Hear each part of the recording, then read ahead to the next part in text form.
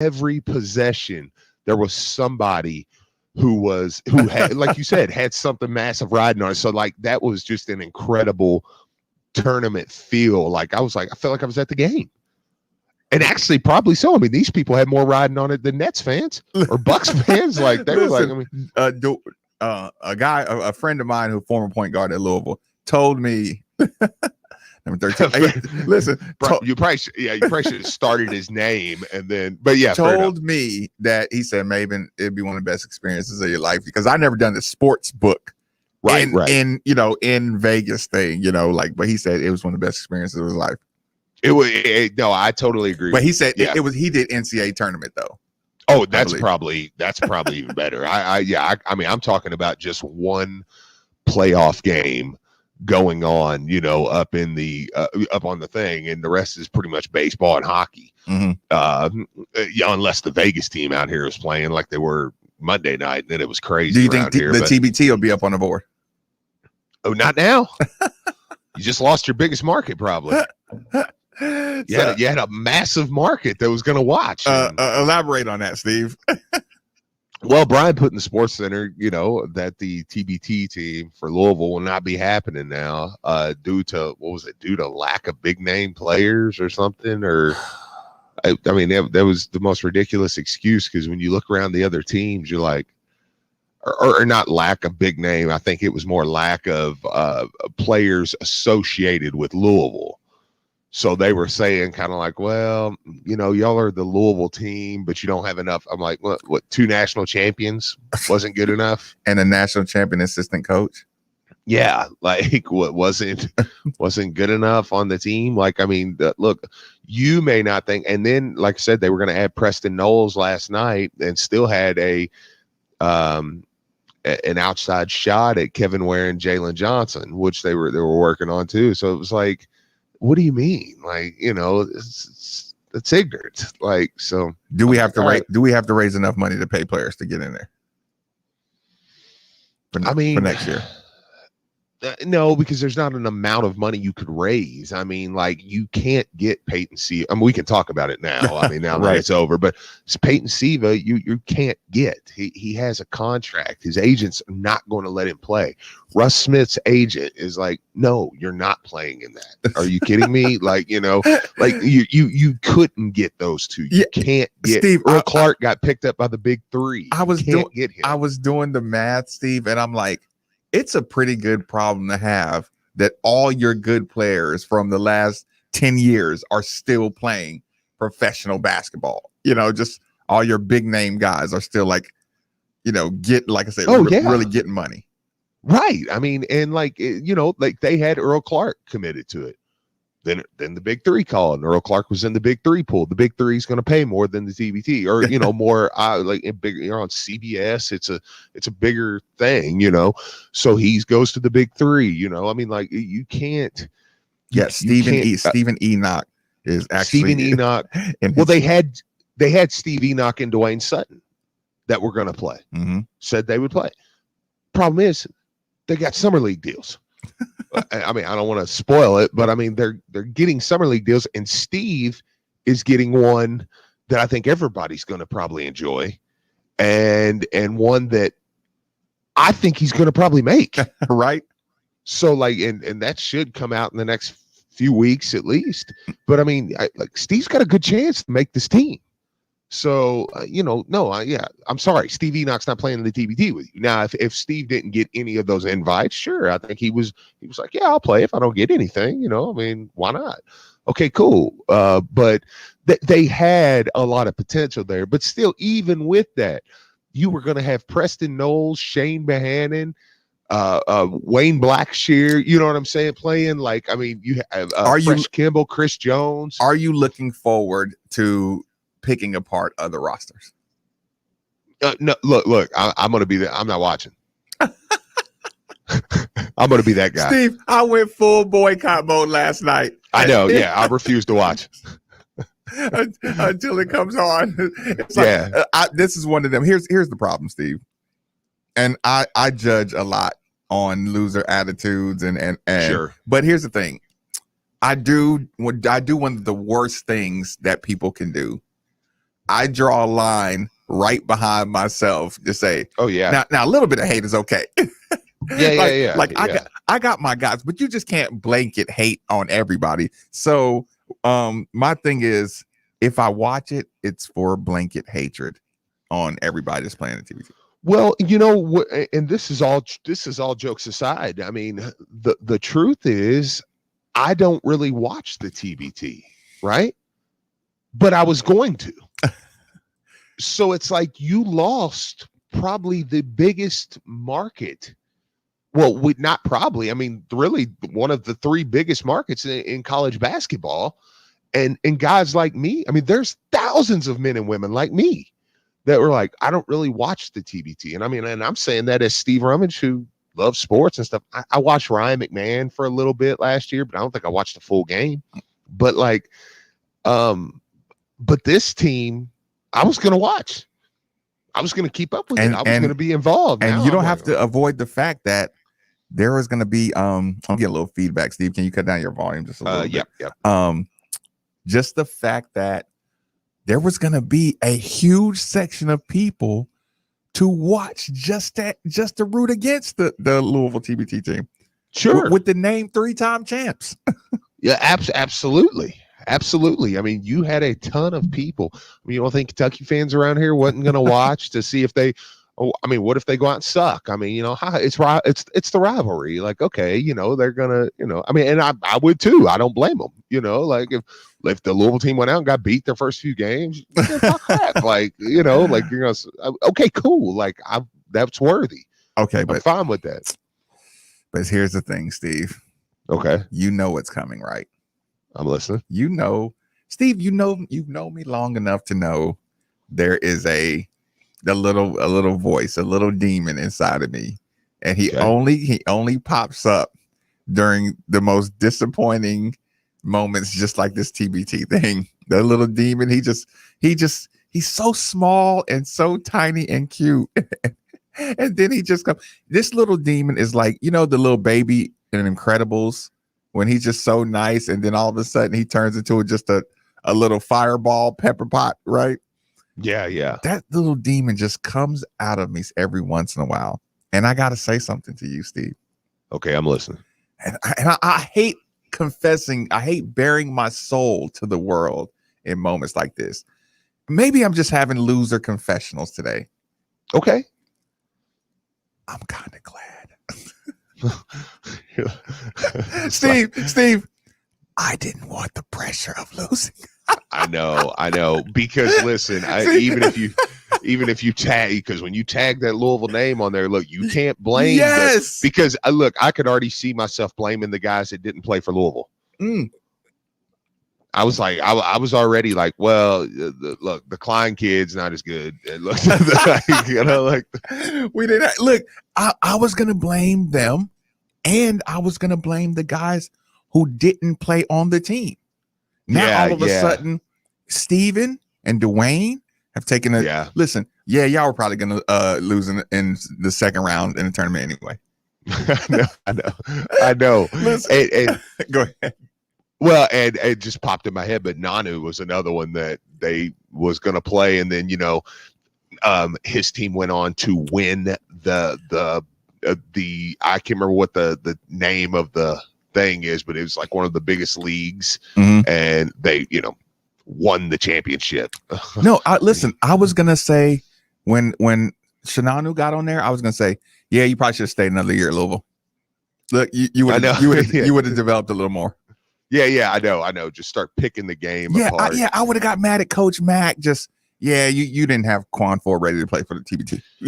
Well, here's the thing. I know. Oh, yeah, I forgot Quan 4 was on there too. So was Samardo. Okay, let's just say this though. First thing is, Keith and Luke and all those guys. Like I said, we got a message from Keith last night. He was legitimately hurt. Like there was a lot of people involved in this. That's why I got a little upset, just myself personally, just when things are kind of like mocked about it. It was like, dude, people, okay, like it's funny if you want to keep it kind of Louisville related, but like people are really working really hard on this, like really hard. And I mean, it's a stressful thing. And working hard to give this area something. Working hard to give this area some basketball, a sporting event. Sure. I mean, people were getting excited about it, you know. I mean, and you can say ha ha and no, and I don't think as many people would have, but I mean, okay, there was still a portion of people that were getting excited. And the way you do that is you got to have one. You got to have the first one. And then people get involved in, but now not constructive criticism, I guess, but critique. I do think that Keith and those guys kind of not learned. I don't want to say that, but I think that they know this is probably something now we're going to have to start a year ahead of time. Yes. No. You know what I'm saying? Listen, your fundraising has to start early. Yeah. Your sponsorships has to start early. All this stuff, your recruitment has to start early. But no, he said it perfect. He said, I learned a lot through this process.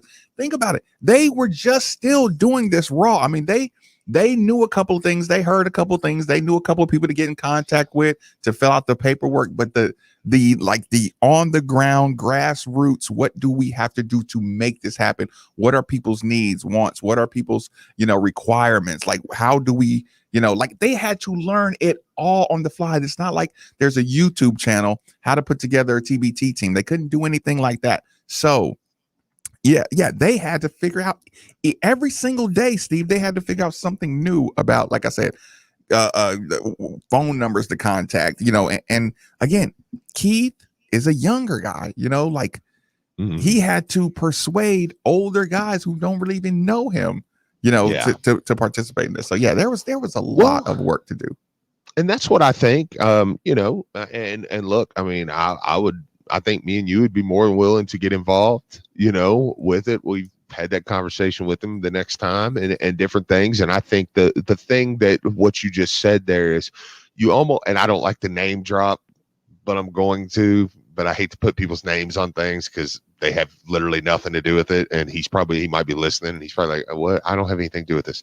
But you get a guy like Junior Bridgman, you know what I'm saying? You get a guy like somebody with the stature, you know what I'm saying? And Mr. Bridgman has plenty on his plate. But you get what I'm saying? Like to say, okay, now I've got somebody behind me, that is helping funding, that is also a fixture, Judge Webb, those guys, like people who have a influence in the area that's like, hey, and I'm alumni, and Dewan Wheat, and those guys who should be honored in the stands, but not retired, but honored, right? And it's no, I'm kidding. I think they should retire. I've actually changed my stance now since. Yeah, I think he deserves a statue that it levitates above the court. But you get what I'm saying? Like, what's the thing, Steve? The not 3D thing. What is it? The 3-dimensional, like the concept. Hologram. Yeah. Dewan needs a hologram at center court. You have to run through him. Yeah, you have to. Yeah, he plays. Yeah, his greatest moments are played out in the middle of the. Yeah, look, that's what I'm doing now. Be pretty awesome. You ain't gonna get my butt kicked in no picnics that I walk up on.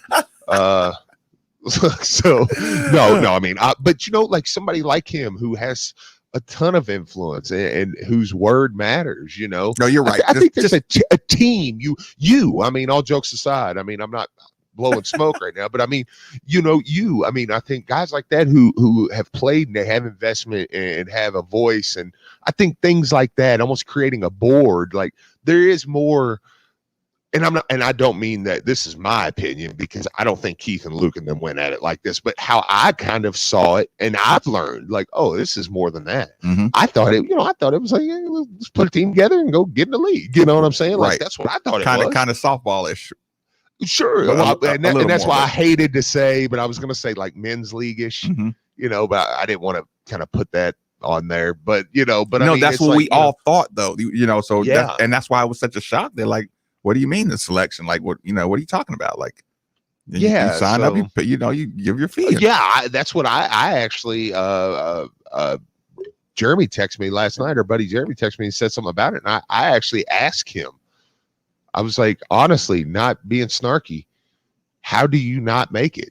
Like, that was my question back, was like, I'm not saying like, how do you not make it? No, I really don't know. I didn't know you could not make it. I thought you signed up for it. You were in. So regardless, though, I think there's a lot to learn there. I do think the team made a little bit of a mistake, though. I think they lost a big market of fans that would have gotten involved in that. And hey, if Louisville's team goes in there and is good, it puts a little pressure on Kentucky to put a team in there. And now you've got a Kentucky team and a Louisville team, and now you've got an Indiana team. Like, those are the three teams you want. I can't wait. I can't wait to hate on the other teams. Oh yeah, I can't wait. Look, just look, they're old. You know what I'm saying? Like, it's just perfect. Yeah, I can't wait. I literally cannot wait for that. Okay, I'll tell you what.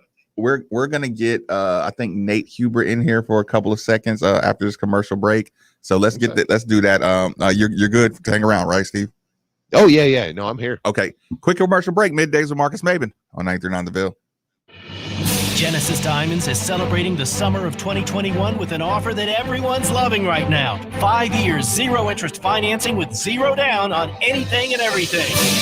Upgrade or diamond, and you can spread the payments over 5 years with 0 interest. Treat yourself to that designer necklace or those diamond earrings you've had your eyes on. It's easy with this spectacular offer, and everything's included, even all our GIA certified diamonds. Pick any item, divide the price by 60, and that's your monthly payment. No down payment is required. You can even finance the sales tax. People are driving for hours to take advantage of this. Imagine a $12,000 designer engagement ring or diamond tennis bracelet, just $200. I'll get him real quick.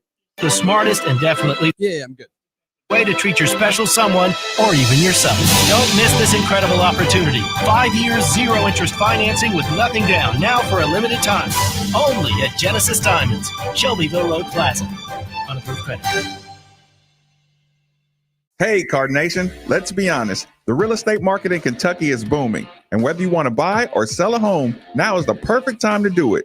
With interest rates at an all-time low and programs that can get you in a home for no money down. Want to learn more? It's simple. Just call Derek A. Stewart with Dream JP Pirtle. Derek is available virtually around the clock to listen, understand, and help you with all your realtor needs. So don't waste another second. Call Derek A. Stewart at 502-314-9868 today. Focus has expanded its roster of flavors with 4 new big hitters. Crisp apple, mixed berry, cherry cola, and root beer add to Focus's already impressive roster of flavors. Focus has been our go-to drink for years when it's time for a pick-me-up around the office. Focus is a naturally energizing caffeinated sparkling water, so it's free of any of the bad stuff you find in sodas and energy drinks. Go to drinkfocus.com to find the full lineup of flavors and get them delivered right to your door. Focus, Phocus. Try it today.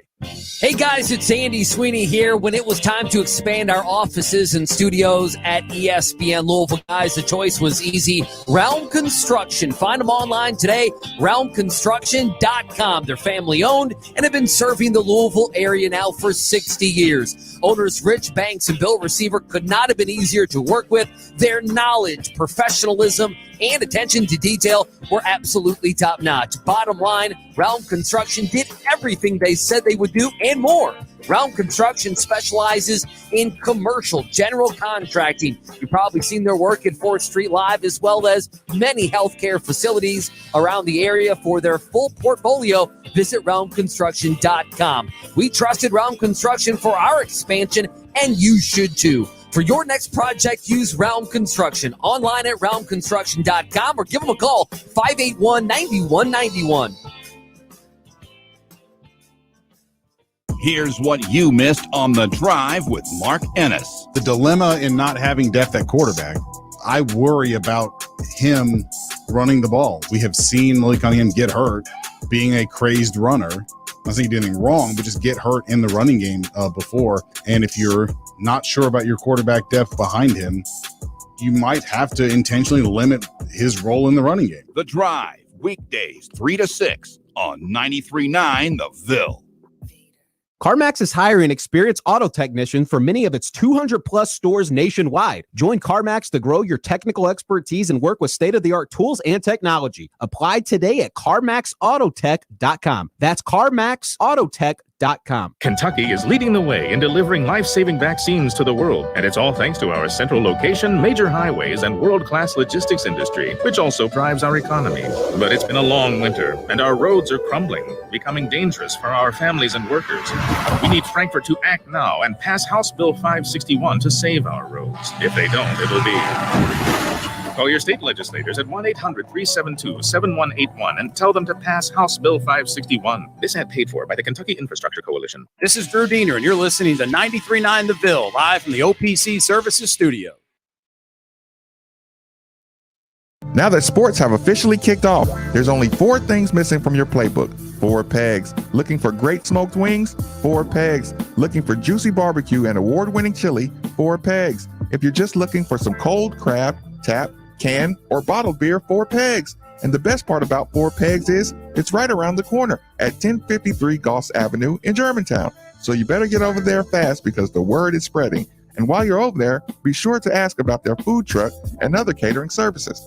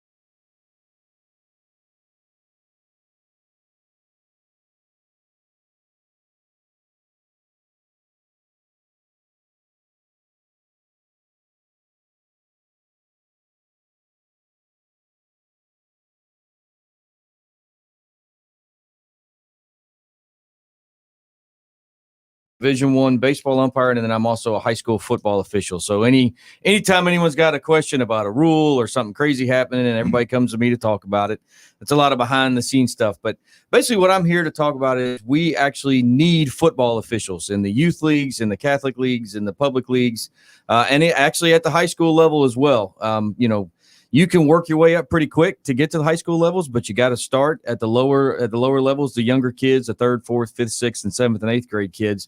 So if there's anyone out there listening to this wonderful midday show, and if there's any interest whatsoever, if you've ever thought, it might be kind of fun to officiate a football game, or I want to see what that's about, tonight there is an informational meeting only put on by the KFOA, which is the Kentucky Football Officials Association, tonight at Wagner High School, which is over in St. Matthews, just off Breckenridge Lane, Hubbard's Lane, 330 South Hubbard's Lane at 7:00. So if you've ever had any inkling whatsoever of maybe doing officiating football, you can come to this meeting tonight. and we'll answer any questions. We're going to go through the whole process of how you become an official, the training process, because you don't have to have any experience whatsoever as an official. We're going to train you how to do it, and we'll go through that entire process.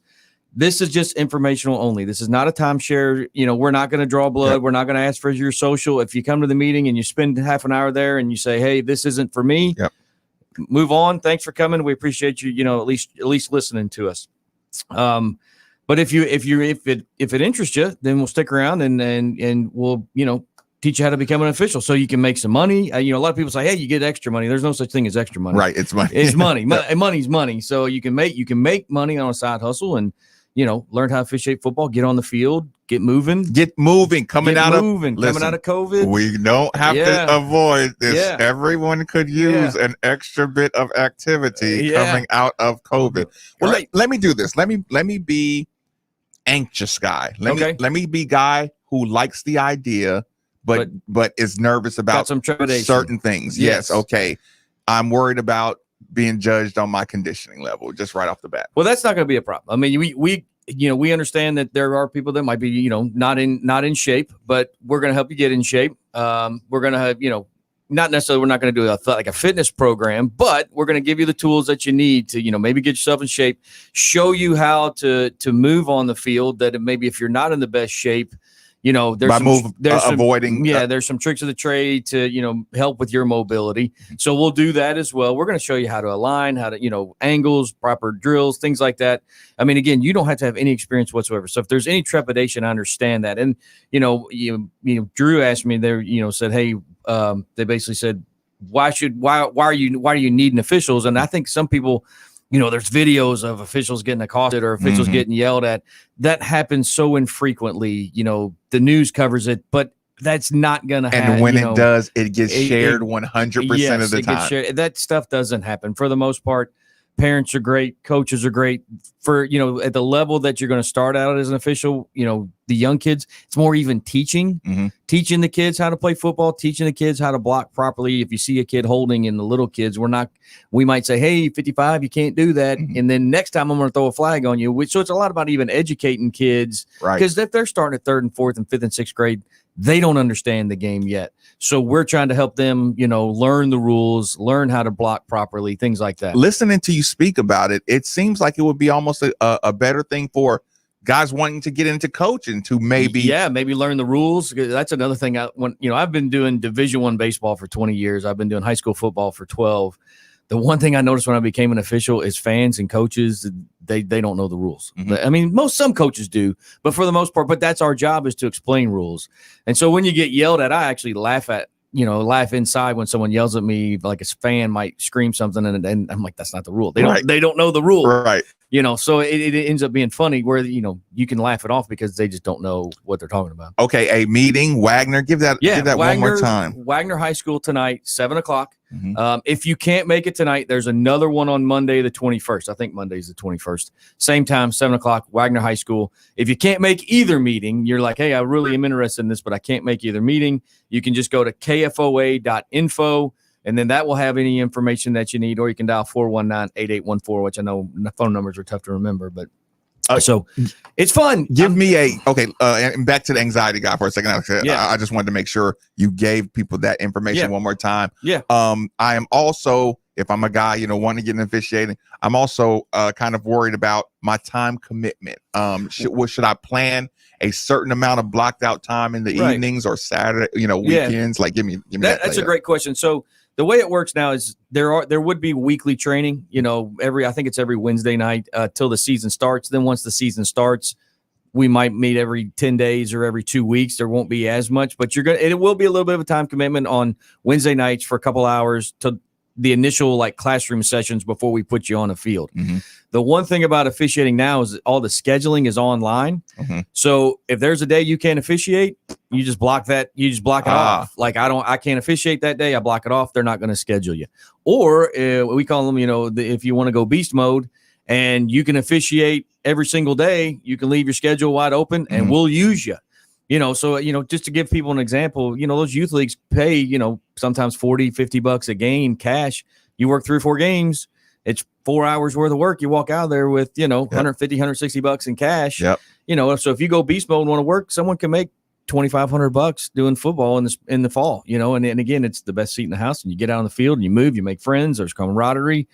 That's why I love it. I love the camaraderie with other officials and I love Friday nights. I love getting out there on Friday nights and the band and the smell of the grass and the speed of the game and the big plays and the crowd. It just is, to me, there's no better feeling than walking on and the field being on a Friday right and being right in all of it, right in the thick of it. Yeah. Okay. I got to ask this question because you made me think about, if I was an official, would I like when it's hot early evening, officials still wearing short sleeves, short sleeves and shorts, just kind of in that mode, or that last crisp transition, when it's warm? I love it all. That's the thing. Is it really? Yeah, that's a great question. But when it's hot, it's much easier to go out and officiate when it's warm. It does get a little hot, but I mean, it's going to help you. Might help you get in better shape. But then when you work the playoffs, it's freezing. It's freezing cold. But once the game starts and you get running and you get moving around, you really don't even notice. Does your coldest officiated game stick out in your head? Yeah, it does. It was in Northern Kentucky. I think it was like the fourth round of the playoffs, and it wasn't necessarily the temperature, but it was the conditions, because it was like 38 and raining.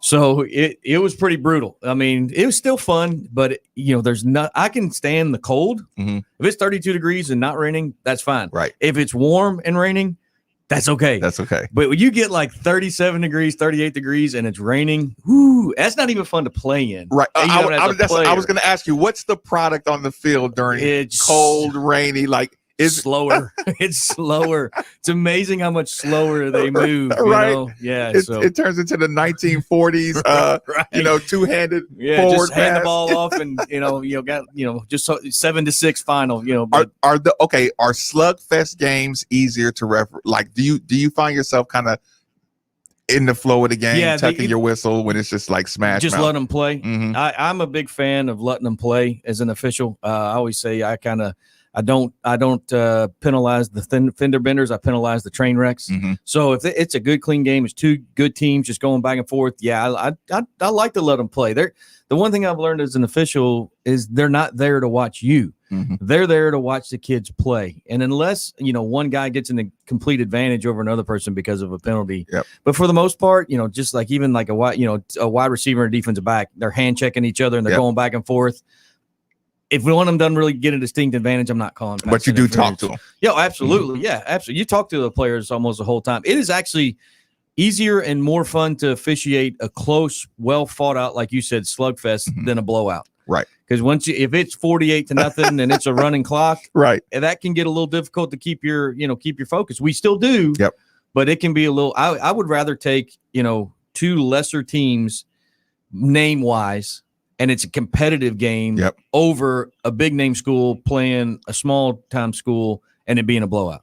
Give me the two lower, skilled teams, but it's at least a competitive game. That's what I like. Has there ever been a game that you just had to call because it's like dangerous because of the blowout level, like the talent level? It's just so bad. That's not up to us. Mm-hmm. That'd be up to the game administrators, but they have the running clock. So I did have one game that was the worst. It was 34-0 in the first quarter. Mm-hmm.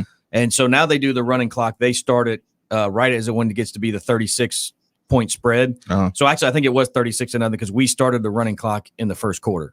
And so then it's just, let's get this over with because this is obviously not a competitive game. Do the coaches object on the losing end too? No, most of the time they don't. And sometimes they'll even come and say, hey, you can actually reduce, the quarters from 12 to 10 or something like that. And we've had coaches say, hey, can we lower the quarters? Okay, let me ask you just one last question before I get you out of here. Baseball versus football. Which one's tougher? Yes. That's a great question. Baseball has more rules. So the rule book's a lot bigger, got crazier plays that kind of happen in baseball. Is your count hard? No, keeping the count's not too bad.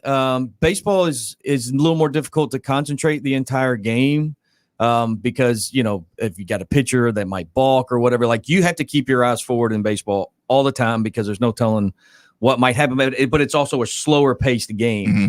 football is so fast paced. The games go by so quick. I mean, even with the running clock, they go by so quick. They're both fun to officiate, both totally different. I've had friends, I'm still, I've been in the officials community for a long time. Actually, what I've heard, basketball is the toughest. Basketball is the toughest to officiate. To me, football is pretty easy. Not easy, but I enjoy football. It goes by fast. And you have a history of you. I love football. You're a football guy. Yeah, I'm like baseball. I'm not even really a baseball guy. I was good at umpiring, so they paid me. So I did it. You were forced into this life. Yeah, I like it, and I do my job and I work hard. But it's a good question. They're both totally different to officiate because football, if they want to argue with you, they argue with you for 5 seconds. But then the next play's about to happen. They're going to scream at you for 5 seconds, but then the next play's getting ready to go off, so they forget about it and they go talk to their coaches. And baseball is the only sport where you can literally stop a game and come out on the field and argue. Right. And so that makes it a little different. So they're both totally different. I enjoy doing both of them. Then that's why I'm kind of passionate about the need for officials, that it is a lot of fun. I wouldn't have been doing baseball for 21 years and football for 12 if I didn't enjoy it. Okay, give me your one superstar rising story that you brought this guy to the first meeting and you saw him move up the ladder. Give me that one guy everybody can shoot for, who get an inspiring story. Yeah, we've got guys that come into one of these meetings and now they're in the SEC. They started in the KFOA doing little kids. We've got probably 2 or 3 in the SEC. I know 2 for sure. 1 or 2 in the Sun Belt. 2 in the Sun Belt for sure. There's a couple in the ACC. There's guys that actually they were not even one recently, but they were the McGrath brothers that started out as KFOA, and they were NFL officials. One was a replay official and for a long time. Started out right here doing little kid football. And my friend of mine that I started doing football with that's in the SEC now. I mean, I won't tell you what he gets paid on the weekends, but it has a comma in it. I mean, the checks. I mean, you go work at LSU on a Saturday night, you're going to get paid for going there. And that he worked his way up, that quick. So there's guys who have started at this level and are now in the SEC, ACC, Sun Belt, some big time conferences where you talking about making some money. They're making some money working those games. So we have officially answered the question that I know every single one of you has said in the middle of a game. Where did they get these officials from? KFOA. Yeah, right. Well, I guess you might want to rephrase. It didn't come from KFOA, but when you're having a this is where they came from. I see what you're saying. So one more time, Wagner High School 7 tonight, 7 o'clock. And then if you can't make it tonight, Monday night, the 21st, or you can go to kfoa.info. And KFOA.info. Yeah. So again, I appreciate you letting me come on and talk about it. And there's definitely a need for it. The kids need it. They need. You don't want to have to cancel a game because there's not enough officials. So that's happening. That's starting to happen places because the kids need it. They need like you said, they need to get out. They need the competition, and we need to be there to help them. He said, I always tell people I don't necessarily agree with all the rules. I'm only there to enforce them. Yep. And I'm just trying to help these kids and help them get better and help them learn the game. And so when I'm officiating the younger levels, that's what I do is try to help the kids more than, once they get to the 7th and 8th grade, then it's like, all right, man, I'm going to officiate this game. But 3rd and 4th and 5th and 6th, we're trying to help these kids and educate the coaches and educate the players on how to actually play the game. No, that's actually the best. The interaction is probably the best imagery you gave as far as if you do love it, if you have a sports passion. Yeah, this is really something like even just look at the excitement, see it for yourself in one of these meetings and see see some guys who actually, want like a shared common interest in officiating. Yeah. So and helping the kids and football. I'm just passionate about football. I'm a football guy, so I love it. So, okay, right, I have a question. Yeah, man. Could you answer me why officials in every sport hate the University of Louisville? Yeah. Go. I'm kidding. No, actually, listening to Nate makes me feel bad about some of the things I say during games, man. No, I tell you what, I've told this to Blankenbaker because he'll say things like, "Oh, Louisville's still pledging in football in the ACC, or the ACC doesn't want U of L to win." I will tell you this: I umpire in the ACC. I umpire in the SEC. Never have I gotten a directive from the school or the the conference to say, let this team win or don't let this team win. I promise that does not happen. No last minute Vegas calls. You better call a strike. Never. Or You know, when we're in a locker room before a game and I know the football officials get it too. There's no visitors allowed in there. There's no one allowed to come in and talk to us. The TV people will come talk to us to say, hey, you know, we're doing this, we're doing that. The TV people always come in to check on us, and we have a clubby who takes care of our laundry and stuff like that. But other than that, the sign clearly says no visitors. So we don't have any. I've never gotten a directive from a conference to say, let this team win, let this team lose. Blankenbaker, I'm sorry, it doesn't happen. We just officiate the games. There you have it. That's a funny question. There is no envelopes. There is no Morse code tap. No. There is no little iPod earbud placed behind his ear in the middle of. I tell you, I mean, officials. And the bottom line is, if we miss a call, I promise you, I feel worse than you do. I have lost sleep over a call that I've made, knowing I missed it. I've lost sleep over it that night. So if we miss a call, we want to get the call right. And I think all sports are doing a better job of getting the call right with replay, even at the youth levels, getting the officials together to say, hey, what did you see? Let's get this call right. Because it used to be you died with your call. You know, even if I missed it and I knew I missed it, doesn't matter. I don't care what you say. I don't care what you say. We're going with it. That's going away. Now it's let's get this call right, and we want to get the call right. So over under 2 years when officials are going to have to start doing media. You know, I get this question a lot. I really don't see, and this is coming from an official, I don't see an advantage to officials having to explain judgment calls to the media. You know, because what are you going to say? I missed it. Everyone on camera saw that I missed it. I know I missed it. So it doesn't do me any good to get up in a press conference and be like, well, I missed it. And it doesn't do me any good for you to admit that you missed it. And, you know, a lot of people want to hear officials say that they missed it. And I've had coaches that I have good relationships with, like, hey, man, I missed it. Yep. And they'd rather hear you say that on the low. On the down low that, hey, I missed that call. I do think as an official, I wouldn't have a problem with press conference explaining rules. So if a rule, whether it's football, baseball, basketball, hey, let's talk to the officials about the actual rule and please clarify the rule. I don't have an issue with that. And I think that probably will a little more of that. Yeah. But a judgment call, I mean, you know, in an NFL game, there's 26 cameras. Everyone knows I missed it. So you just want me to get up on the press conference and say, I missed it. But what good does that do? Yeah, but it is okay to get up there and say, hey, here's the rule and here's why we applied it at this. You know, I don't think there's any issues with that. And I think it's, you know, that probably will happen here soon. I 100% did not agree with you until today. So listen, man, I've lost way too many games where I wanted answers, you know, and listening to you talk about it doesn't help me. Right. I just realized it wouldn't help me to listen to you say I missed it. You know I missed it. And I know I missed it. But I want you to tell me you missed it. Right. Like I don't know. There has been some games I think I would just feel better. Yeah. Just to see that guy cry. I was like, I'm so sorry, I missed the call. I know. Yeah, no, a fair catch is a fair catch, jackass. Everybody knows that. Okay, let's get out of UConn and go home. Okay, Nate, I do appreciate you jumping in here. I appreciate you coming on here. Let me come on and talk about it. And I mean, it's always good conversation and talk about this kind of stuff. I know. Like I said, you definitely a sports fan. One more time, Wagner 7:00 tonight. Also, take advantage. They can contact you. There's 1,000 companies and businesses that want to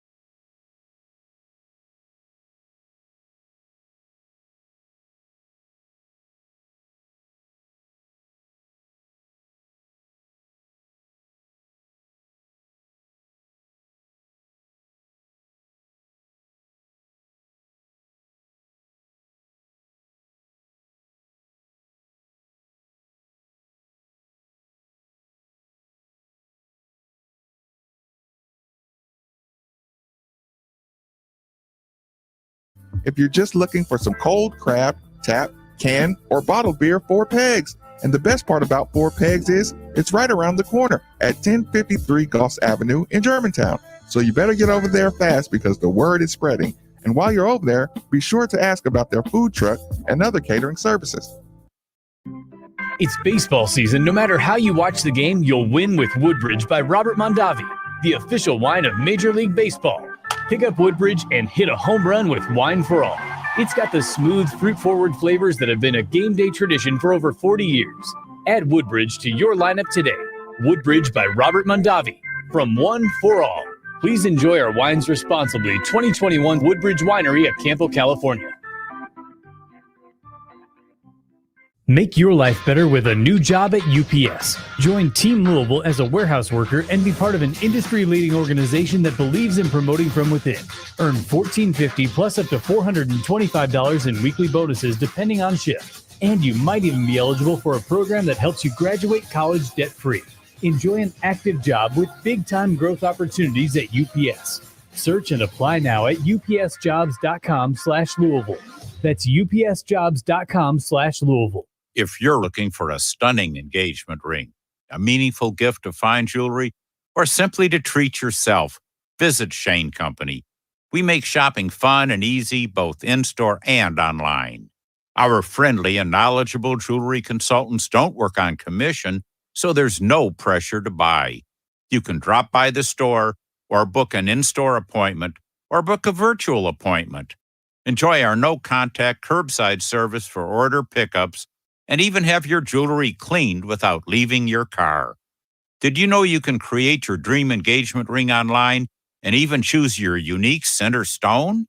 Search for rings based on your budget or start by taking our style quiz. And if you have questions while browsing, you can chat with our team online. No matter what, we've got your back. Now you have a friend in the jewelry business. Shane Company and shaneco.com. An official broadcast partner of the University of Louisville, WLCL Sellersburg is 93.9 The Ville. Time now for an ESPN Louisville Sports Center update. Good morning, I'm Brian Hall. The Sports Center update brought to you by your local injury law firm, Alex R. White PLLC. Injured in a car wreck? Visit SueDistractedDriver.com. Sad news coming out last night as former Louisville Cardinal Keith Otto had been putting together a Louisville TBT team called Three-Time Champs. Looked to be a pretty good roster, but they were not selected to participate in the event due to the lack of name brand players. All the donations to the team are set to be refunded. The University of Kentucky Athletics Hall of Fame announced their 2021 class yesterday. It included former Kentucky center Nazir Muhammad and football offensive guard Larry Warford were included in were two of the bigger names of the 6 inductees. Moving on to basketball news in the NBA, former Kentucky star and New York Knicks star Julius Randle was named to the All-NBA second team yesterday after averaging 24 points and 10 rebounds and leading the New York Knicks to the postseason for the first time in a while. In other news, the NBA draft lottery is set for next Tuesday, and the NBA draft is set for the end of July. And 3 local players have been invited to the NBA Combine, which will be held on June 21st through the 27th, including 2 Kentucky stars, Isaiah Jackson and BJ Boston, and former Louisville star David Johnson as well. Moving on to baseball news, the Cincinnati Reds pulled off their 5th win in a row with a 2-1 win over the Milwaukee Brewers in 10 innings last night. Jesse Winker led the way for the Reds, going 1 for 2. And the Reds and the Brewers will be back in action today at 2:10, and the Reds will look to make it 6 in a row. In minor league baseball news, the Louisville Bats kicked off their series with Omaha last night in Omaha with an 11-5 loss. They'll look to rebound again tonight when they again take on Omaha at 8:05. Big news did come down for the Bats yesterday, as number 2 prospect in the Reds organization, Hunter Green, who was also the number 2 pick several years ago, has been promoted to AAA, and he'll take the mound for the first time for the Bats tomorrow night. Moving on to soccer news, Lou City FC will be back in action tonight when they travel to Birmingham to take on the Birmingham Legion. That game is set to kick off at 7:15, and we'll have coverage for you. We'll have coverage of it for you on ESPN 680. And last but certainly not least, just a reminder that ESPN Louisville is your exclusive home for the NBA playoffs and the NBA Finals this year. As yesterday, the Brooklyn Nets took a 3-2 series lead over the Milwaukee Bucks after winning 114-108. The Bucks held a 17-point lead at one point in this game, but Kevin Durant led the way back with 49 points, 17 rebounds, and 10 assists. And the NBA playoffs will continue to roll along tonight as the Atlanta Hawks will travel to Philadelphia for Game 5 of the Eastern Conference semifinals. With that series tied 2-2, and that game set to tip off at 7:30. And then the late night game will be when the Los Angeles Clippers travel to the Utah Jazz for Game 5 of the Western Conference semifinals. With that series also tied at 2-2. The tip-off for that game is set for 10 o'clock. And it was announced earlier today that star forward Kawhi Leonard will be out that game, and it is unknown when he will make a return after a knee injury. Keep it locked here. Middays with Marcus Maben is next. This is SportsCenter.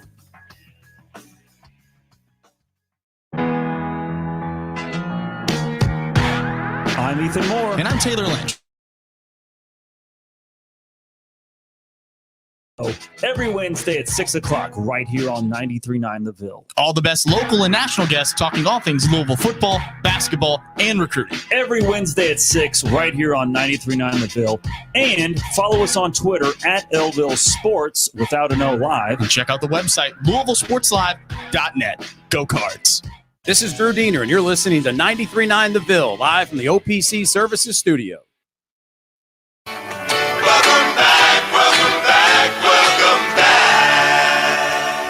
Welcome back.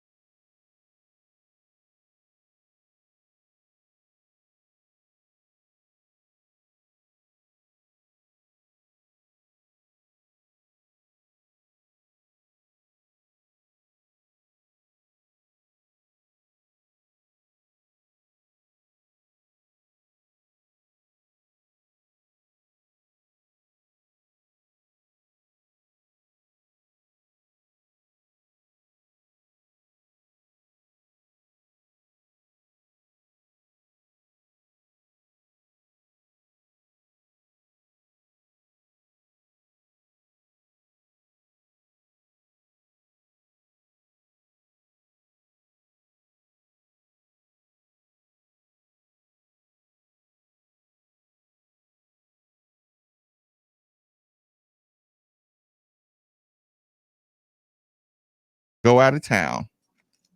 When you leave, Steve, I get to be surly for a little while, and I get to let everybody irritate me. And sometimes, I'm irritated, and you're like, Marcus, think about who's irritating you. And I say, you know what, Steve? Yeah, you're right.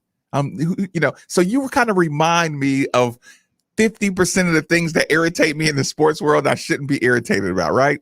But when you leave, I get to let it build up for a couple of days, and everybody's getting on my nerves. So Steve, you're out of town, and one of our football players had a press conference the other day. He did. I found myself having to defend in recent days and weeks how it's possible that a quarterback could come into a quarterback who thought that they might start at the University of Louisville could come into a quarterback room and in 3 practices realize they don't have a shot in HE double hockey sticks in being a starter at this university. And while people say there must be something with the university, or it must be something about and alarms in the quarterback room and alarms and all that, you sent me something. You sent me something and reminded me. This is why I needed you out of town, Steve, because if you were here, you would have reminded me a lot sooner than today what we're talking about. So, Steve, could you elaborate on that little thing, that little reminder that you gave me that I'm arguing with whatever name you want to use? Yeah, I mean, Sporting News today come out with the top 25 quarterbacks for the upcoming college football season. Malik was on it. Right in there, slid him right in at 25. No, I'm kidding. He was at 19. So I'm going to cancel 5 of those, and I'm going to say he's a top 20 quarterback in college football coming into the season is what they had him. Sporting News. That's the Louisville Cardinal paper, right? Yeah, that's the Louisville Sporting News. Yeah, right. I mean, because listen, the Sporting News cannot be a publication that is released anywhere outside of Floyd Street, right? You would think. So what is Sporting News? Well, I mean, it's a national paper. I don't know the correct definition. I don't know what you want from me right there. Does Eric Wood work for Sporting News? He might. Darn it. I don't know. You're supposed to say no, Steve. But Eric Wood can work for anybody. So I get what you're saying. I was like, but no, I was trying to say there has to be an inside guy at Sporting News to get Malik Cunningham as a top 20 quarterback, Steve, in the country. Well, here's the other thing I want to tell you. That would put him. Well, okay, so 19th in the country would put him as a top 5 quarterback in the ACC, which, because ironically, 3 ACC quarterbacks are in like the top 6. So it's not as bad as it sounds. It's kind of crazy. Sporting News says Cunningham is an experienced 3-year starter that returns for Scott Satterfield's 3rd season with the Cardinals. Cunningham's accuracy improved in 2020, but he threw more interceptions in the process. Cunningham played well in losses to Virginia Tech and Miami and had 200-yard rushing games. Like I said, man, to say, okay, in the Power 5, how many teams are in the Power 5 alone? Brian? I mean, every conference 12 is to at 15 least 12 to 15 per conference. 12, yeah. Well, if we'll even it out and say 12, Be 60 teams if you have 12 teams in all Power. Yeah, right. Let's just say because even out at 12, because a couple have 14, some have 12, one has, I think the Big 12 has 10. So we'll just even it at 12. About 60 Power 5 teams alone. Now add in the rest of the teams in America, and you're looking at what 300 and some, I don't know how in college football. Right. I don't think it's that many. I think that's basketball, but you're talking a top 20. Now again, this goes back to my argument though, where and I was talking with Pedro about this one day. I said about how it just drives me insane when people look at a guy and they're like, oh my God, he's like 90th. What is he? The 10th small forward, 11th.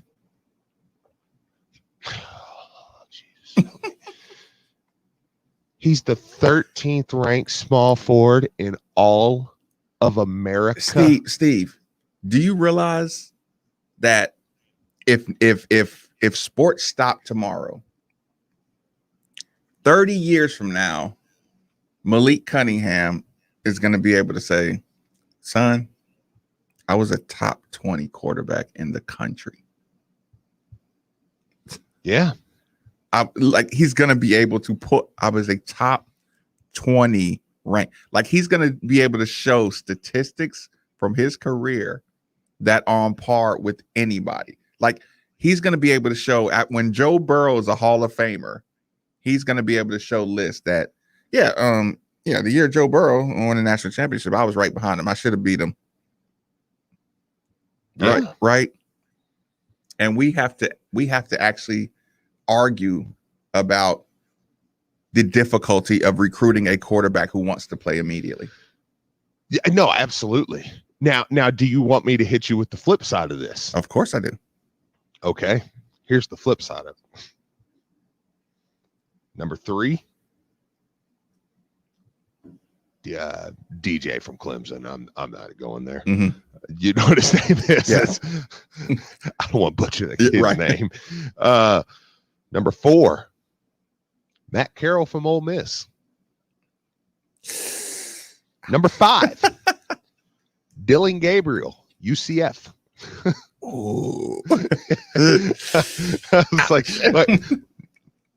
not that we play them, but number 8, Derek King. Number 2, Sam Howell from North Carolina. If you were to make a conference title, which I'm not sure U of L's conference championship this year over Clemson. Right. Yeah. You would go through them, obviously. Just looking down the list a little more, I think, Pete Jurkovich, Boston College. So there is on this list now, like I said, because it's exciting, and I love that Malik's 19th, but it also puts in perspective. You're going to play about 5 guys on this list, 3 that are in the top 5. We're going to play 2 of them in the first. In the first 3 weeks, you're going to play 2 top 5 quarterbacks in the country.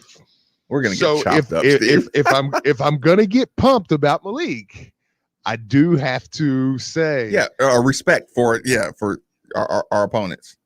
Yeah, I'm going to get 2 top 5 quarterbacks. Yeah, in the first 3 games. Like I said, the Clemson one, you're going to get them, but they're such a good team that it's like it doesn't matter. That's a cake. I mean, that's a cherry on top game. You know what I'm saying? Like if you were to win that, that's. But the other 2 are games that I think you're like, we got a shot to win. I mean, I'm not saying I would pick Louisville or anything. I can't wait to see the product on the field, which is what we always say. Brian Hall, does it surprise you, Malik Cunningham coming in number 19 on the Sporting News top quarterbacks in the country? Yeah, I think it's shocking. I think it's one of those things where if you ask any Louisville fan, they would not have thought he would have been on any preseason accolades or anything like that. But I mean, it kind of puts into perspective that, we're forgetting that he had a really good year the year before. He took a slight step back last year, but as far as the national media is concerned, they still think Malik Cunningham is a top 20 quarterback. Right. Like, it is okay to have a good year, but have bad turnovers. Like, you can have they said his accuracy improved, but like his interceptions went up. Right. Mm-hmm. Right. That's what I'm saying. But it's like, that's okay to say he improved in these things, but he has to cut down on his turnover. You can't just say turnovers and just everything else, like turnovers means everything else is like dysfunctional now. Yeah, no, absolutely. I mean, and it's just, it's one of those things that it does remind you that he does have some tools. Now, I do wonder if the hype for Malik Cunningham, because this is how it starts, and this is what, June 16th? This is how it starts. And then if a little bit of, I don't want to say hype per se, but what if he starts showing up on these lists again? Does that make because you always like to ask me, okay, what makes you happy? What's a good season? What's a good season? That's kind of the question you ask me every season, I remember every month. Okay. Every month. Yeah. What number's a good season? Okay. Duncan and Cole seem to be good. Okay. What's a good season now? Clark, if Malik starts getting built up, does that move the number up for where in fans' minds? Like, is it like anything less than 7 or 8 is going to be a disappointment? You know what I'm saying? Like, I think that'll be the interesting ride to watch over the next 2 months. You know, is how much love does he start getting? Because you get on one of these lists and now all of a sudden you get on another one and you get on another one. And now all of a sudden you're a consensus, and now you're on the Davey O'Brien watch list, and now, you know, and all this. And it's like, okay. Let me ask you this. Do the expectations in this year, do they remind you? I don't know if it's just expectations, Steve, but the silence, the lack of, oh, we don't have a big name playmaker. We like kind of the unproven nature. Does this kind of remind you of Satterfield's first year coming in, and where it was like, okay, we don't really know about the expectations because last year was so poor, and you know, it's like I said, there's no proven guys. I mean, we had guys, but you didn't know if he knew how to use them. So that like I don't want to say the emptiness, just the uncertainty. You're spot on. Yeah, you're spot on. I mean, Drew said it the other day. I think last week he said, you know, year 1, you didn't really know what to expect. Now year 3, we're kind of back to, we don't really know what to expect, because it's almost like that. It's kind of the same thing Chris Mack's going through. I mean, you know, Coach Mack, your first couple years, you've got a lot of Pitino guys still, or not Pitino guys, because Pitino really never coached them, but not guys that you picked. I mean, it was cute what you said when you come in, and I loved it. Right. You know, these are my guys. I chose them, but you didn't. And actually, your recruiting shows you wouldn't recruit like that. Like, I'm looking at the teams you're recruiting. They didn't look like your team the first 2 years. So that's not what you would have picked, right? So it's like, then you get last year was kind of the COVID stuff. And this year it's like, okay, I kind of feel like it's year 1 again, because this is kind of his team. Like, this is a whole year 1 with a new staff as well. Yeah, right. And Coach Satterfield is as well. And by the way, from what I'm hearing from a few of the coaches and stuff, I think recruiting is going to be just fine. But it was it's like, it is almost a new thing. Like, and like you said, Louisville Ray doesn't have a superstar. I mean, like, Keitrell Clark is probably the biggest name. But even nationally, I mean, is he a big name? I was going to say, like, I think it's kind of unfortunate. As we grow as a fan base, we'll appreciate a Keitrell Clark. You know, does that make sense? Like, sure. Sure. I think, and I also think, you remember earlier this week or earlier this month, I said Coach Brown and this defense, this is just a Marcus opinion, is going to be a watch now. Like one of those areas that once you start like actually liking your defense, you're kind of excited about seeing them go out there and try to make something happen. Again, you got to have some bodies on that line so people can't just line up and run downhill. But if you can, plug that leak on the defensive line, I think the scheme and the speed and their ability to capitalize on turnovers, I think we're going to see like some more exciting defensive plays. Yeah, no. I mean, we've had that conversation. I mean, with the offense versus the defense, and kind of how things, how we like football that we like to watch, quote unquote. But it's, I mean, I do think that Coach Brown probably has the most consistent confidence level. No, absolutely in that. But I'm saying, like, I actually think he might have more pressure this year from the fan base, not like actual pressure, like your job's on the line or anything, but like expectation. Yeah, because I mean, I kind of feel that way, because I'm like, even though, like you said, to be a 12-team playoff contender, that's the direction it looks like we're moving. I think Louisville's still a year or two away from depth of, this guy on the D line goes down. Hey, get here. Give me my 280, 6'3", go. You know what I'm saying? Four-star guy from Florida. Get over here. get in there. Like I think Louisville's still a couple years away from that because that takes time to build that up because you're building depth up everywhere. So, yeah, and you're weight think, programming them to death too.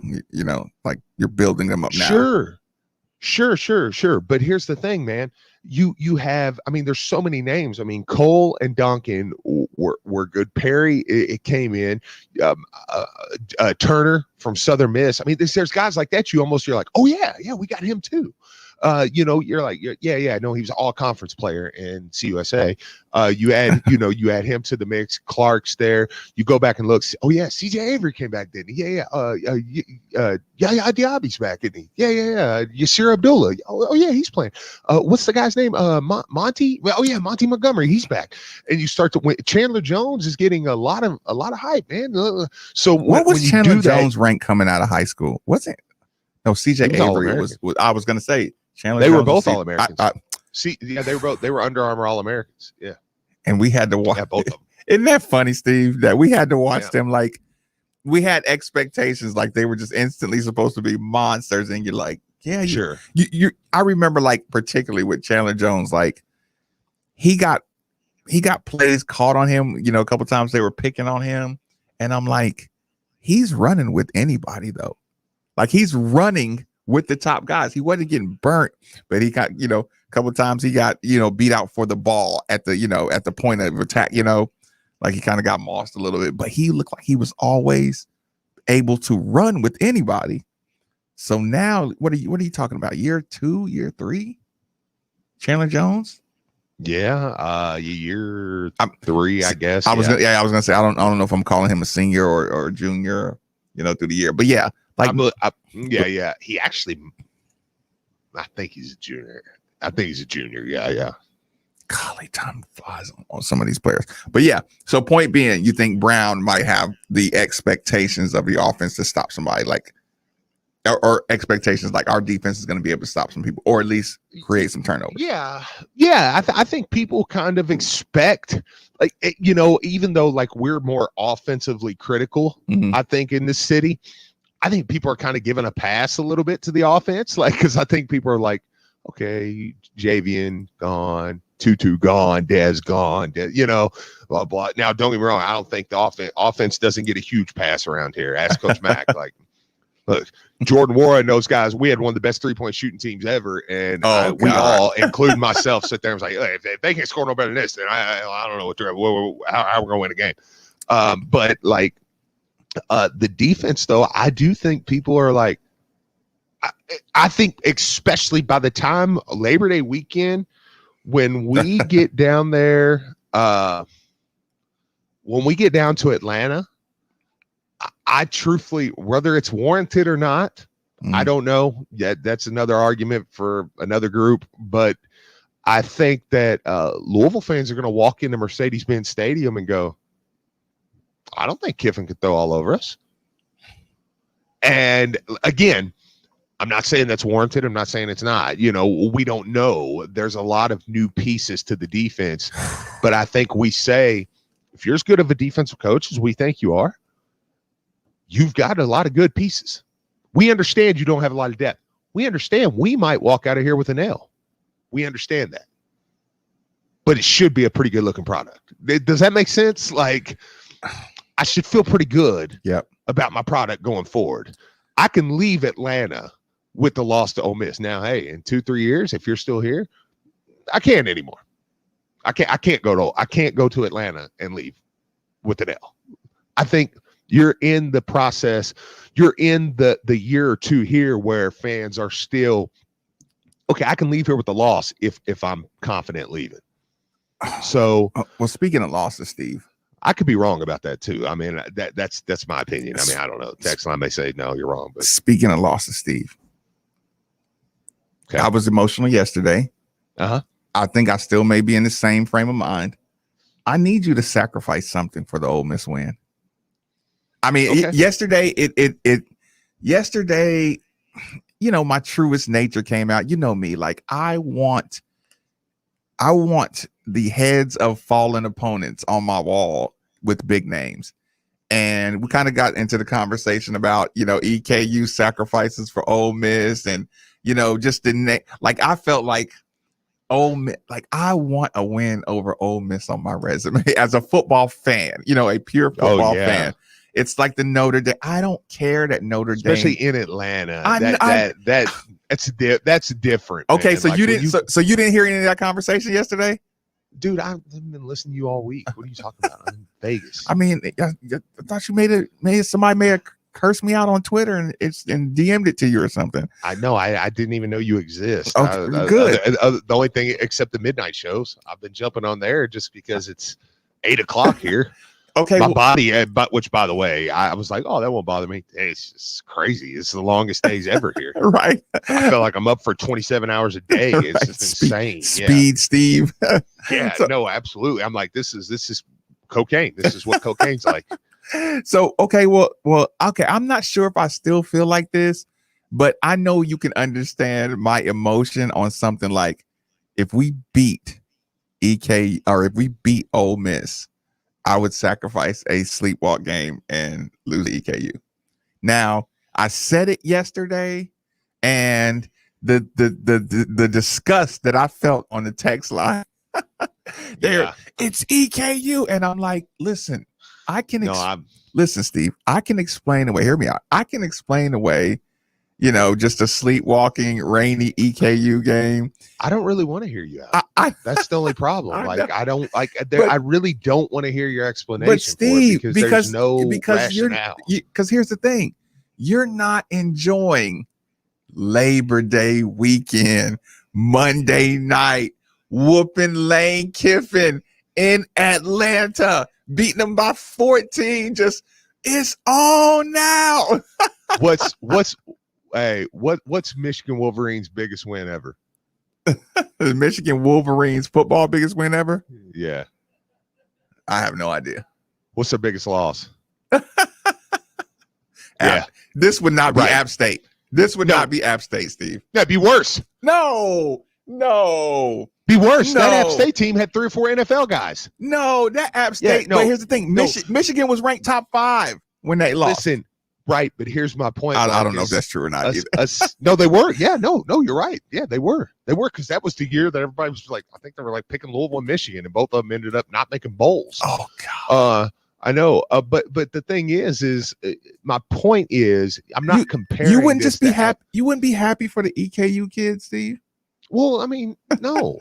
and the point is, you remember your losses a lot of times. Like this year would be known as, oh, that was the year they lost to EKU. not the, oh yeah, it was the year they beat Ole Miss. You wouldn't sacrifice an EKU for a UCF and Ole Miss.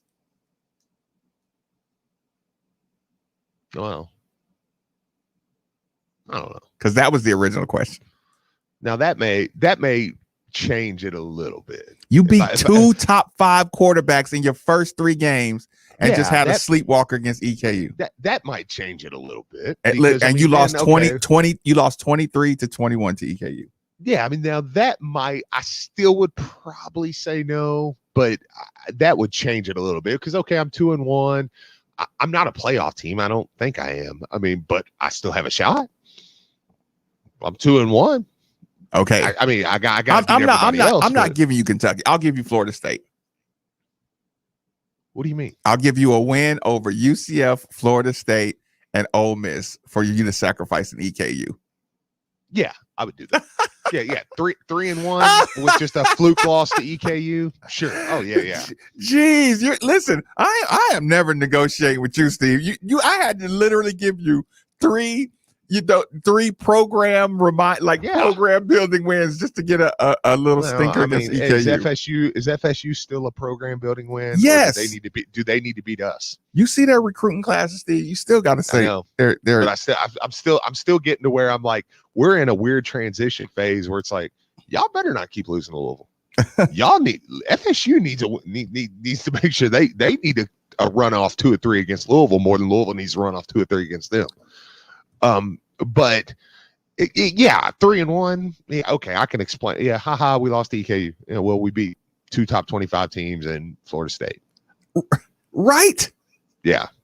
And Florida State may be a top 25 team. I don't know by week 4, Brian Hall, a UCF win and an Ole Miss win to sacrifice against EKU. Drew, what do you think most fans think? So he wants to know which. Yeah, he's coming in there for you. Drew, I like to make deals with the devil. Yeah, deal with the sports devil. Okay, now. And I can't hear Steve. I don't have headphones on. I've just been radio kidnapped. It's okay. Okay. I got to ask you this question. Okay. I'm in Atlanta. Okay. Labor Day weekend, Monday, Labor Day. I take Lane Kiffin out on the front lawn and beat Ole Miss in front of the world. Okay. Right? And then I lose a stinker 23-21 to EKU. It's no good. So what are you asking me?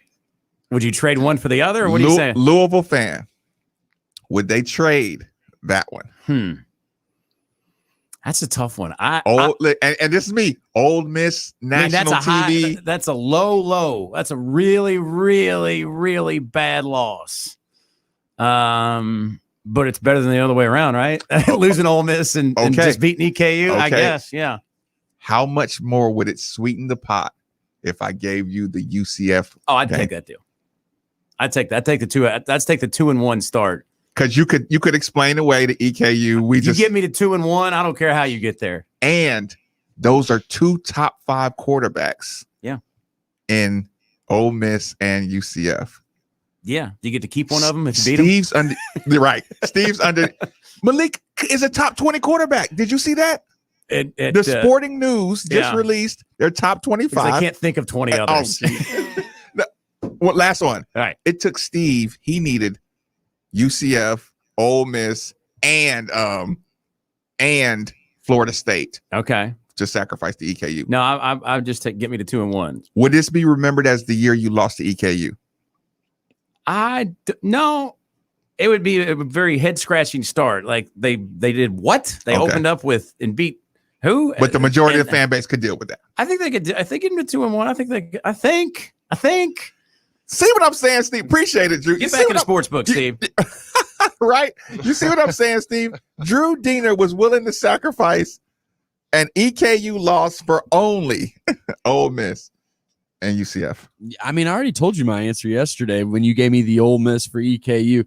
And I was like, yeah, I mean, Steve, what I told him yesterday when he said, would you sacrifice the EKU game for the Ole Miss game? I said, if Ole Miss was LSU, Alabama, Florida, Georgia, one of those top tier SEC teams, yes, I would take the win against one of them for an EKU loss. I agree. I agree with you. But I was like, Ole Miss is kind of middle to bottom of the SEC, and I'm not sacrificing all the talk that we would have to deal with after an EKU loss just for a win against Ole Miss. Oh. Now, when you add Central Florida in, it gets closer, but I'm still kind of like, okay, Steve. No. Steve, a 3-loss season, Clemson, EKU, and Kentucky.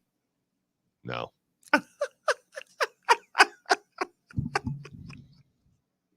Y'all, where is your brains? Y'all are way too emotional on this. A 3-loss season, Steve. Clemson, Kentucky, and EKU.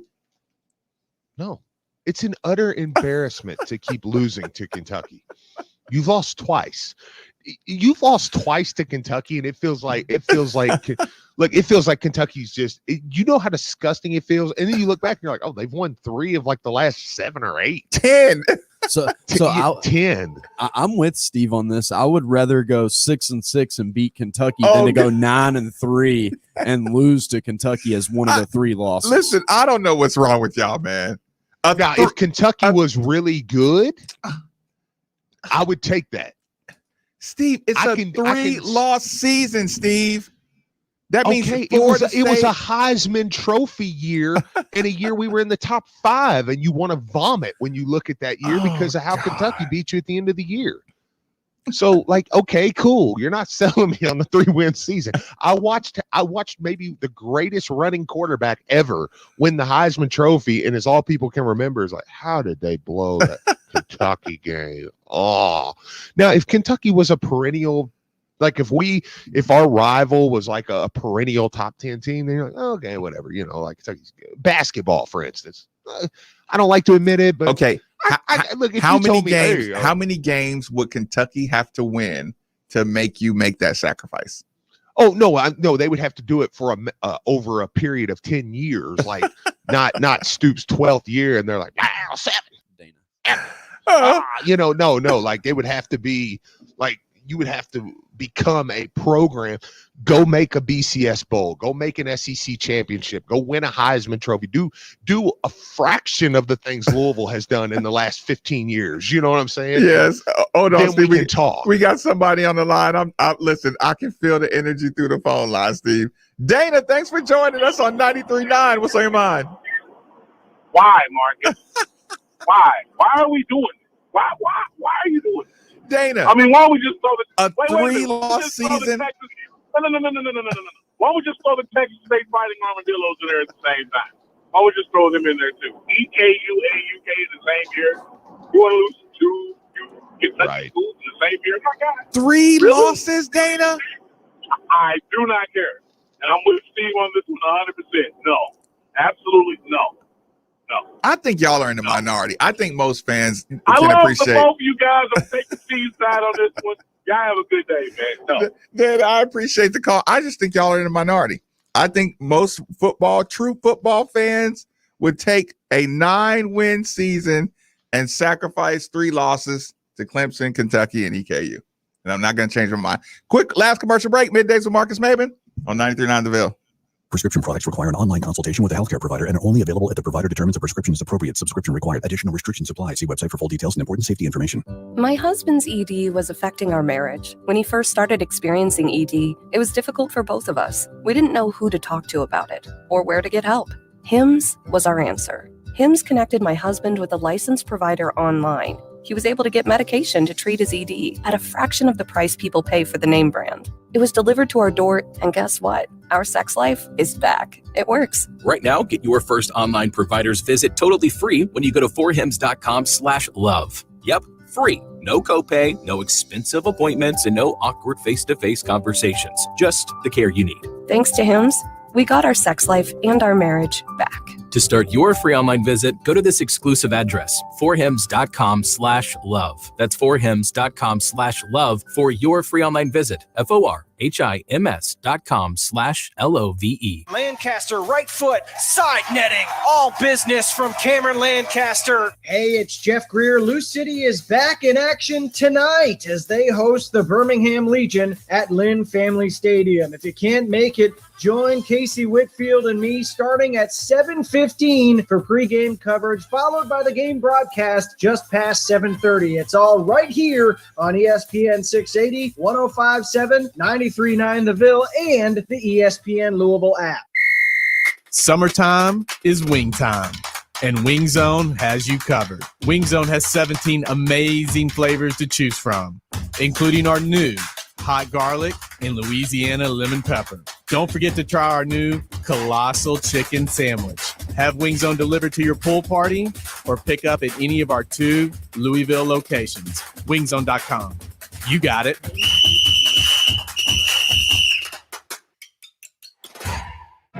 Want to know the secret to making sure everything at Kroger is fresh? Secret shoppers, spies we hire to expertly inspect our produce department in every store. Their mission is to ensure we have the freshest bananas, lettuce, and more. Now that the secret is out, you know what else is? Tomatoes that are fresher than fresh. Kroger, fresh for everyone. Now you can save on juicy, boneless half strip. Grill them up for only $5.99 a pound with your card. Kroger, fresh for everyone. Summer is upon us, and you are about to find out how strong your cooling system is. And if you find out that it's not ready for the long summer ahead, then call DFH Company today at 968-6222. Right now, when you buy a full Train system, receive an extended 10-year part and labor warranty and 18-month special financing. It's hard to stop a Train, so call DFH 968-6222 or look them up online at dfhcompany.com. Visit dfhcompany.com for complete program eligibility, dates, details, and restrictions. Subject to credit approval.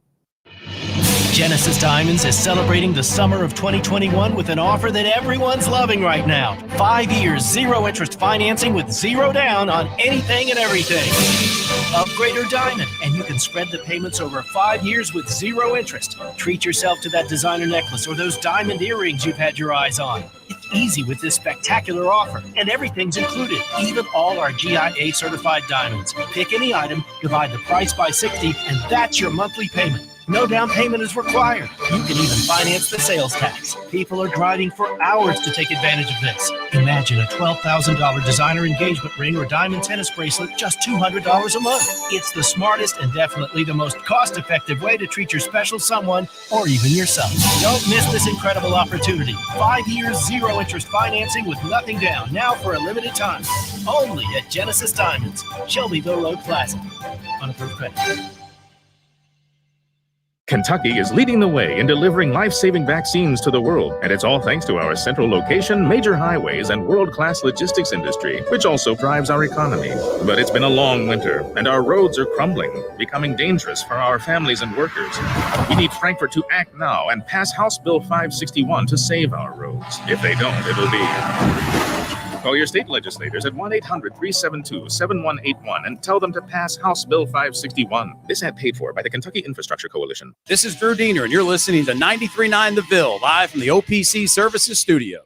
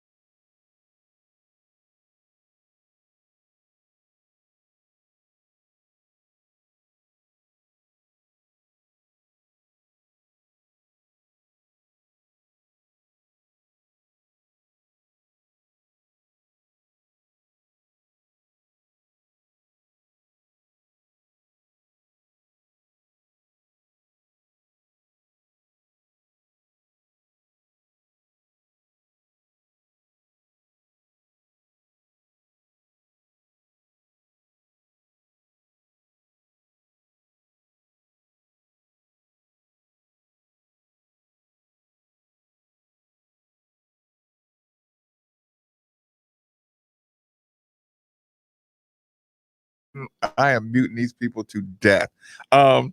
So apparently I was wrong. Nobody agrees with me. But here's the thing, people. I do want y'all to know Steve actually talked me out of the UK loss a couple of days ago. When did we first have that discussion? Oh, man, about UK? yeah. About a week ago, maybe. Yeah, about a week ago. I'm in Vegas. Yeah, I was gonna say you've been in Vegas way too long. Yeah, I know. I'm like, but yeah, probably about a week ago we had that conversation. You did win me over with the UK conversation. Like, yeah, there's not really many sacrifices I can make. Listen, I have a conversation. Well, a little. I mean, I know we're on the last little stretch here, but a couple things. I want to parlay this into a sports conversation, but I'm going to start it off like this. I'm never driving over 3 hours. Yeah, again, right. 4. No, I'll say 4 because I'll drive to Gatlinburg. I wouldn't fly to Gatlinburg. But after the flight, y'all like I genuinely like when you haven't talked about Cal, have you? I used some of the tactics. Like, I was like, I read all those texts that people sent in last week. Which tactic worked the best? Just the little things like chewing gum and kind of like lean your head back sometimes when your ears pop at the beginning, but like it just things to expect, like the landing and stuff. And actually I ended up liking the takeoff and the landing, I think, as much as anything. Mm-hmm. And we flew Southwest. They did a good job at saying, and they told me actually some people that listened to the show was on the flight with us, which was cool. That's awesome. They were very, very nice. Yeah, very nice. And chatted with them, and they were like, "Hey, if that landing didn't bother you," they were like, "That was one of the rougher landings we've ever had." They were like, "So if you were okay with that, then you should be fine," because apparently the wind in Vegas is really bad. So when you come down, it kind of makes it's really turbulent sometimes. And apparently this was a really bad one, which the captain did a good job at letting everybody know, like, hey, we're going to have a pretty rough landing here. So, everybody just buckle up. We'll be fine, but hang in there. So that helped too. But like, I'm going to go everywhere. Hold on, Brian. I'm going everywhere now. Steve, I believe Brian. Steve, I gotta cut you off real quick because we got a little bit of breaking news, and it's something that I don't know. It could be interesting. So Kentucky head coach John Calipari would be open, quote unquote, to jumping back into the NBA, according to Yahoo Sports' Ben Robach and Vince Goodwill. A high-ranking NBA exec told Yahoo Sports that Calipari may have maxed out at Kentucky, thus leading him to seek opportunities outside of college basketball. Well, so the one and done goes away, and he's like, look, and then Orlando come in there, and he's like, hey, I'm the captain now. It's according to Yahoo Sports that he has maxed out at Kentucky and is apparently pursuing opportunities outside of college basketball, including the NBA. Well, Steve, really, what do you make of that? I mean, I haven't saw it, so I don't know. But if so, if that is the case, that would Steve, we've already predicted this. Yeah. Why would it be a surprise? Like, why would it be a surprise at all? I swear to God, if you let Mac beat you this year, oh God. If Mac beats Calipari this year, if he makes it to the season and Mac beats him, I hate that this news only came out just now. I wish I had that at the beginning. No, listen, it's something that Marcus and Steve have told you is going to happen. And, and that's why when you've got the young buck on your tail, that will look, it happened. I mean, look, I'm just saying, the game changes on you. So Dana called back in and he said, so let's say that Calipari leaves Kentucky. I'll take the EKU Kentucky loss in football. All right. You would sacrifice to get him out of Kentucky. Well, the reason I would like it the most is more of Chris Beard's gone now. Oh, right. So I'm like, okay, there's really nobody they could get that would terrify me. We already saw the money from Nike was going to other places, Steve. It's over.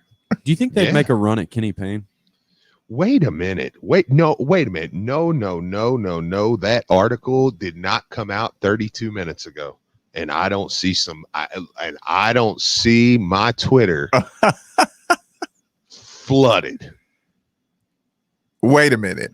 That article came out 32 minutes ago, and we literally have people who inject Twitter straight into their bloodstream, and there is no there is no panic buttons, there is nothing.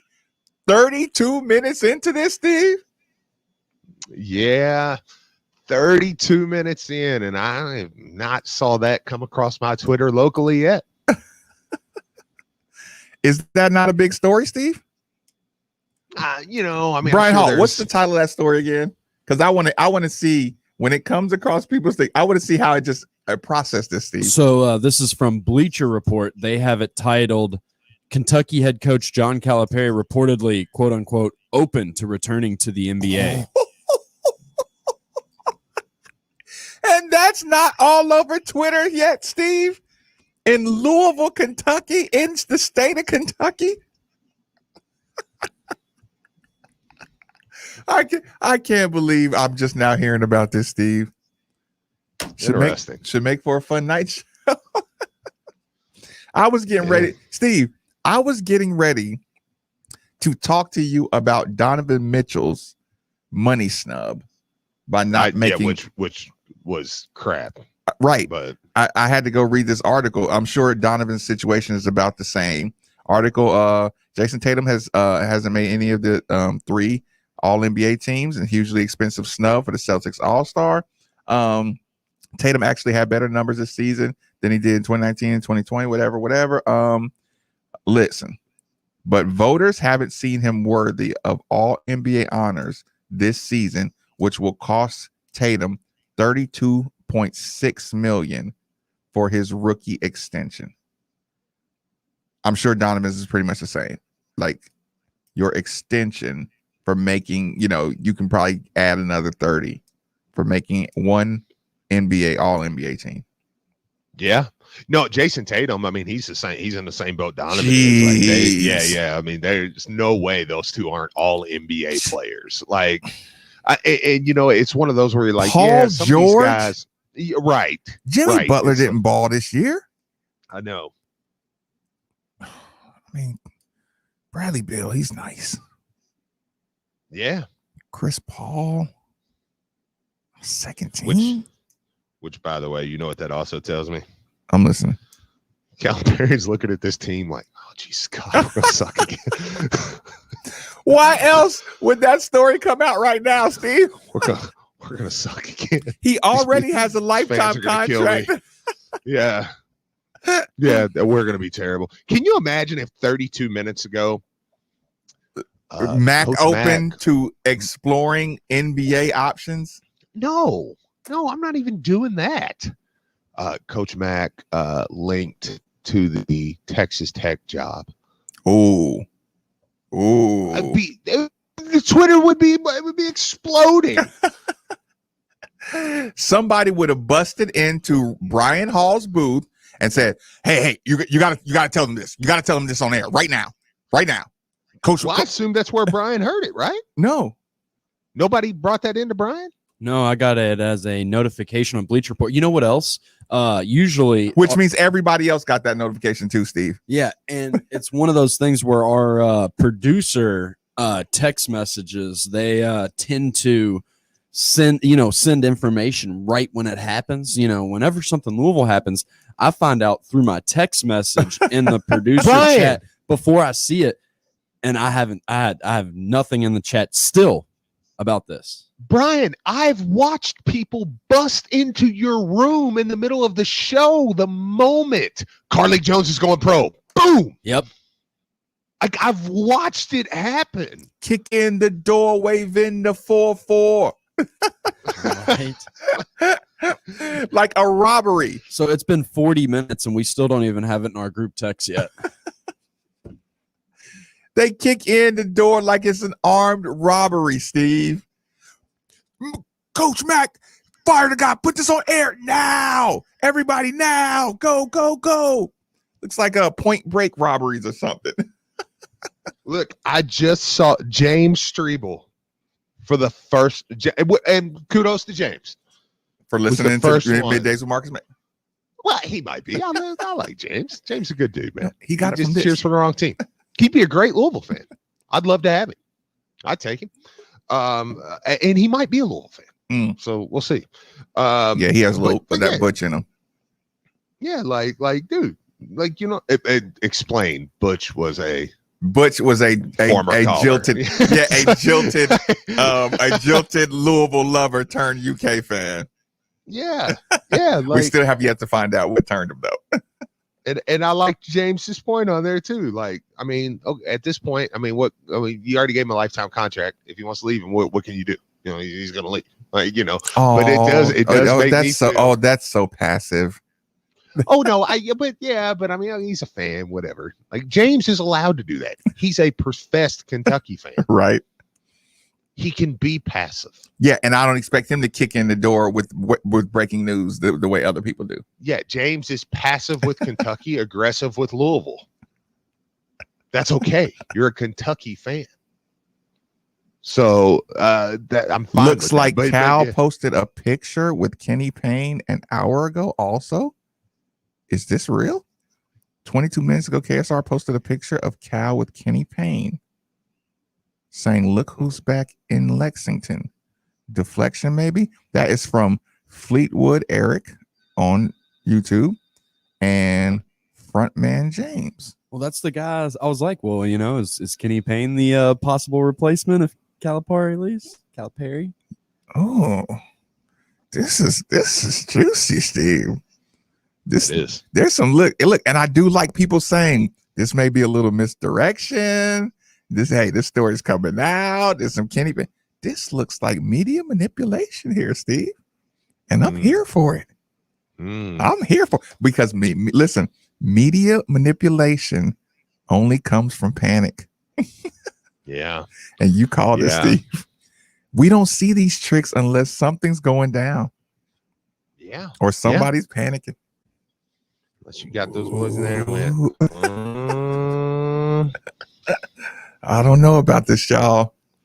And Orlando didn't bring any of these guys in. Neither did Chin. Yeah. But be ready. Be ready for the spinoff of this.